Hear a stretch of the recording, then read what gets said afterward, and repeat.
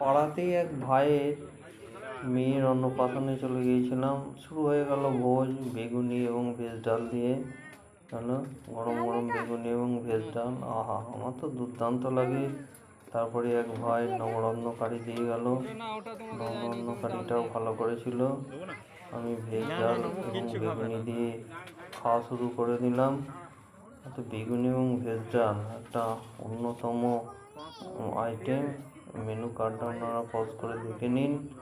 হ্যাঁ, তারপরেই এলো পটল চিংড়ি। আমি পটল চিংড়ি খাই না, এই দাদা পটল চিংড়ি নিল। চিংড়ি মাছে যেহেতু আমার অ্যালার্জি আছে, সেহেতু আমি চিংড়ি মাছ অ্যাভয়েড করে চলি। হ্যাঁ, তারপরে এলো এই চিকেন কষা, সুন্দর চিকেন কষা দাদাকে দেওয়ার পর আমার পাতে পড়লো চিকেন কষা। চিকেন কষাটি ভালোই করেছিল, ভাত দিয়ে মেখে চিকেনটা একটু খেয়ে দেখলাম, চিকেনটা খুবই ভালো হয়েছিল। চিকেন কষা এবং ভাত মেখে খেতে লাগলাম।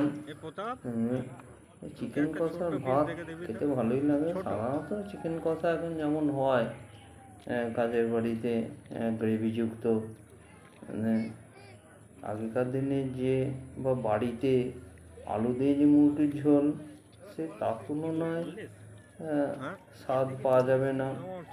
তাহলেও চিকেন খেতে মোটামুটি আমার ভালোই লাগে। চিকেন কষা দিয়ে বেশ জমিয়ে ভাত খেলাম।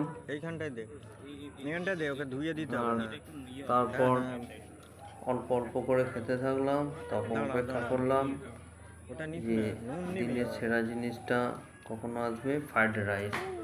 এই ফ্রাইড রাইস দিয়ে চিকেন কষা বেশ ভালো করে খেতে হবে। তাই অল্প অল্প খেয়ে অপেক্ষা করতে লাগলাম যে কখন ফ্রাইড রাইস দেবে। ফ্রাইড রাইসে আসায় বলতে না বলতেই দেখি এক ভাই সব নিজেরাই ঘর থেকে পরিবেশন করছিল। এই যে বেশি করে চিকেন কষা দিয়ে দিয়েছে পাতে। বললো, দাদা তুমি তো খেতে ভালোবাসো, তাই একটু তোমাকে বেশি করে চিকেন কষা আর ফ্রাইড রাইস দিয়ে দিলাম। ভালো করে ফ্রাইড রাইস আর চিকেন কষা গ্রেভি দিয়ে মেখে আবার একটু চিকেন খেয়ে নিলাম। আর চিকেনের পিসটা বেশ ভালোই ছিল। এবার একটু হাড়যুক্ত পিস নিয়েছিলাম।